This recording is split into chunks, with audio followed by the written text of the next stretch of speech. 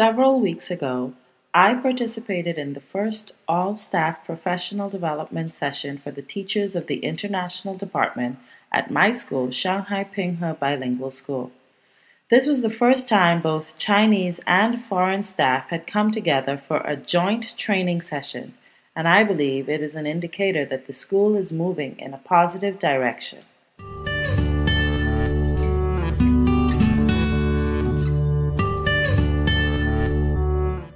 Until now, foreign teachers like myself were often left out of training sessions that were usually mandated by the government for local teachers. Instead, we were usually left to our own devices and limited in our ability to develop our professional careers on the school's time. However, after coaxing my vice principal about the importance of Chinese and foreign teachers working together to have a more harmonious department, the first professional development and team building session was arranged to provide an opportunity to meet in our new teaching teams as we sought to make plans for improvement for the next school year.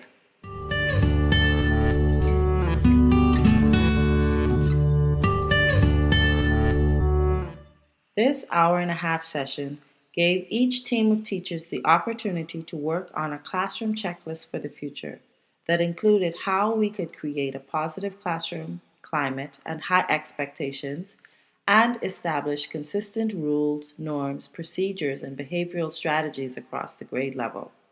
We also discussed strategies for our team's instructional preparation, classroom organization, community connections, and how we would work as a team to further develop our professional practice.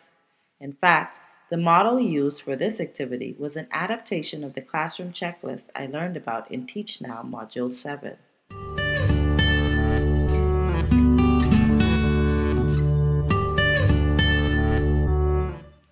This hour-long session on effective classroom structure and classroom management focused on creating a standard classroom structure that would be used in the next semester. We underwent a period of self-reflection to analyze our individual strengths, weaknesses, opportunities, and threats before working with our teaching teams to find ways to strengthen our classroom management practices. The final product of this exercise was a team classroom management checklist that indicated expected students' factors and teachers' factors for the next school year.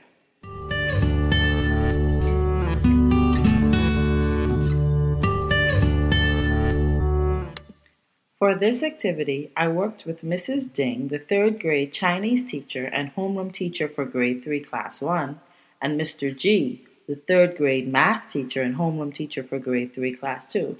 We also had Mr. Frank, the lower elementary PE teacher, on our team. Together, we brainstormed about the things that had worked over the past 7 to 8 months and things that we still wanted to improve on in the next school year. In fact, our team was used as the model for other teams to emulate how teachers should be working together to ensure that students have some consistency in their school life, regardless of which teacher is in the classroom. Since our grade level team had already implemented several systems to have a consistent classroom structure.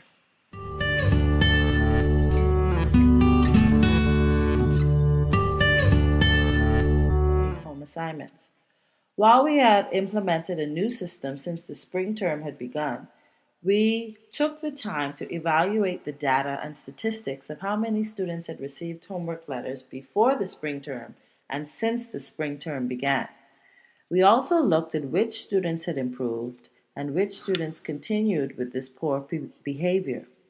By using this data, we were able to add several strategies to our classroom checklist for next year and see which facets of our systems we could keep and which needed to be further improved.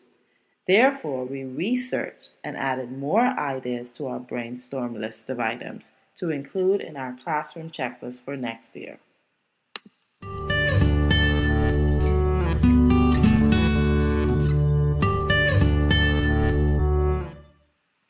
Although the school year is ending and I will not return to Pinghe School next year, I believe that this professional development session on teamwork was a good opportunity for us as teachers to see how we must work together to accept responsibility for the learning of all our students and how by working together we all become much more effective.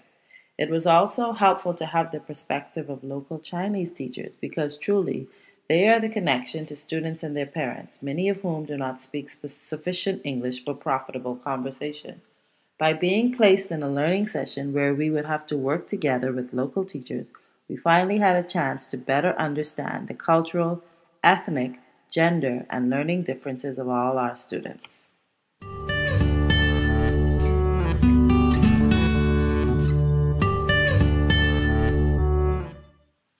Like the objective for our professional development training session stated, in the end, we were able to begin conversation that streamlined processes in order to produce a more effective learning environment, while understanding that after all, we are harmonious but not homogeneous.